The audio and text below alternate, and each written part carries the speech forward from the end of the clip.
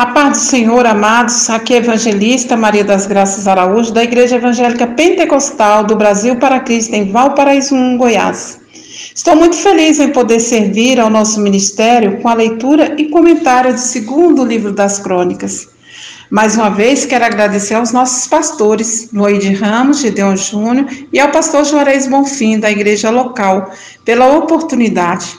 Dando continuidade ao nosso estudo do segundo livro das Crônicas, capítulo 36, hoje iremos comentar sobre Jeoaquim, o segundo rei. O relato não vai deixar dúvidas de que o exílio foi merecido, pois o Senhor chamou o povo ao arrependimento várias vezes por meio de seus profetas, mas não foi ouvido. Vamos à leitura? Segundo livro das Crônicas, capítulo 36, do versículo 5 a 8, o reinado de Jeoaquim.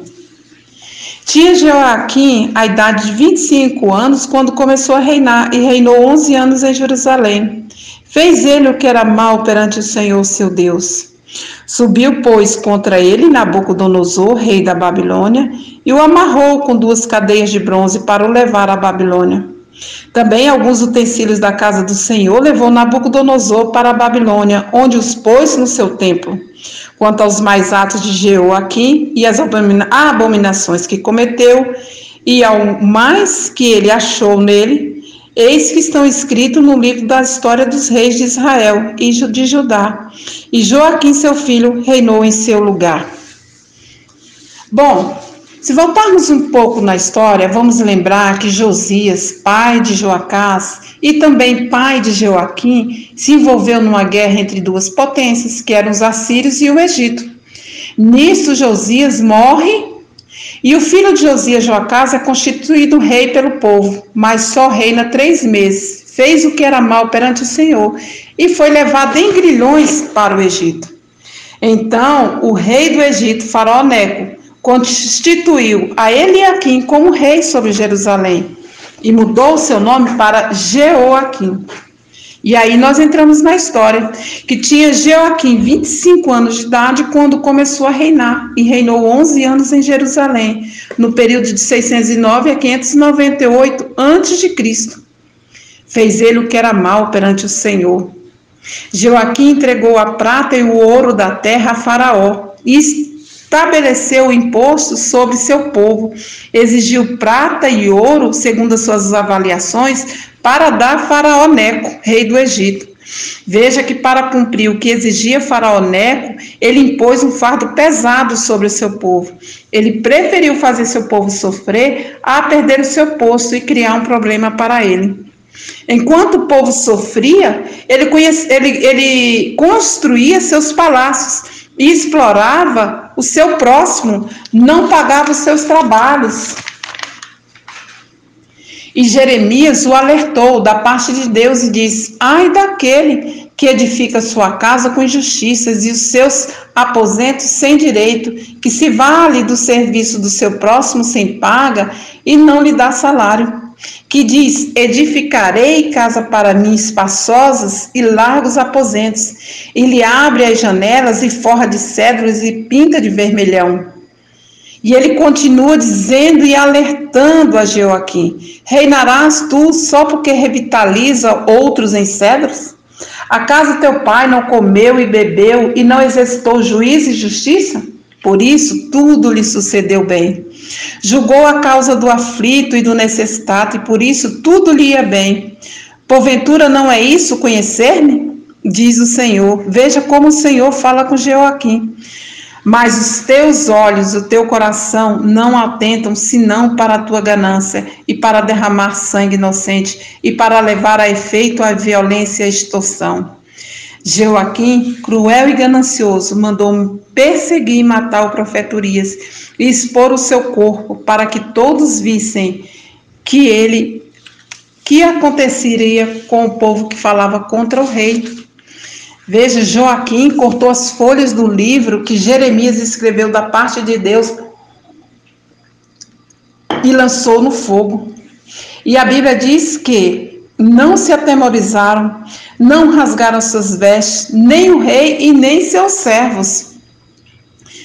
Agora veja que naquele tempo Judá ficou no meio de um fogo cruzado entre a Babilônia e o Egito, onde a Babilônia avança contra o Egito numa batalha em Carquemis, onde Nabucodonosor obtém grande vitória contra o Egito, e a partir daí a Babilônia ganha força. E Jeoaquim passa a pagar tributos agora não mais para o rei do Egito, mas para Nabucodonosor. Vejam só. O cronista não comenta, mas Jeoaquim se rebelou contra Nabucodonosor depois de 3 anos como seu servo. Então enviou o Senhor contra Jeoaquim bandos de caldeus e bandos de sírios, moabitas e os filhos de Amon, e os enviou contra Judá para os destruir, segundo a palavra que o Senhor falara pelos profetas. E o amarrou em 2 cadeias de bronze para o levar à Babilônia. E tudo isso, amados, aconteceu a Judá, amando do Senhor, que o removeu da sua presença por causa de todos os seus pecados, os pecados de Manassés, e também por causa dos pecados de Jeoaquim, que derramou sangue inocente.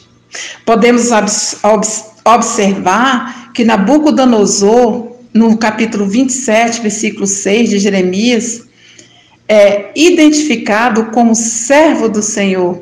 Ele seria o instrumento pelo qual Deus julgaria o seu povo. Vejamos como diz Jeremias 26:6. Agora eu entregarei todas essas terras ao poder de Nabucodonosor, rei da Babilônia, meu servo. Fica bem claro que o próprio Deus está agindo por causa da desobediência do seu povo. A autoridade de Deus sobre as nações é fundamentada no seu papel como criador de todas as coisas. As decisões de Deus se originam do seu plano eterno. Ele sempre age de acordo com a sua sabedoria e poder.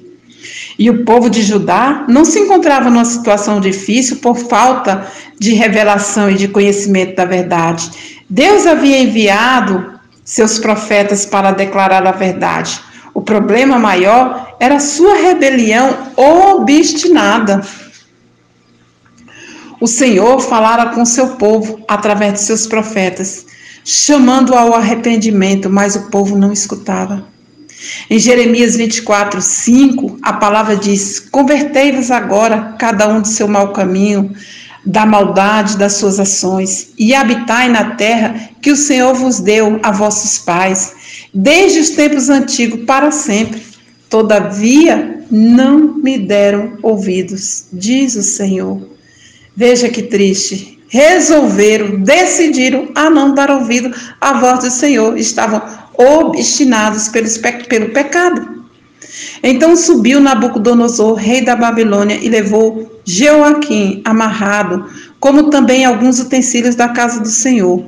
Aqui vamos ver a primeira deportação e o primeiro saque feito pelo rei da Babilônia.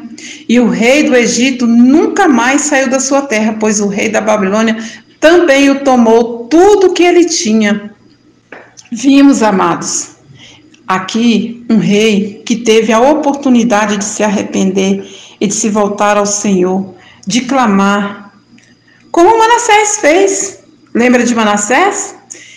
E Manassés alcançou misericórdia. A Bíblia diz que Manassés se angustiou e suplicou muito e se humilhou perante Deus. E Deus se tornou favorável a ele. Então Manassés reconheceu que o Senhor era Deus. Glória a Deus por isso. Mas Jeoaquim não o faz. E pelos seus pecados, pela sua maldade, é levado para a Babilônia, com parte dos utensílios da casa do Senhor, que Nabucodonosor leva para a casa do seu Deus.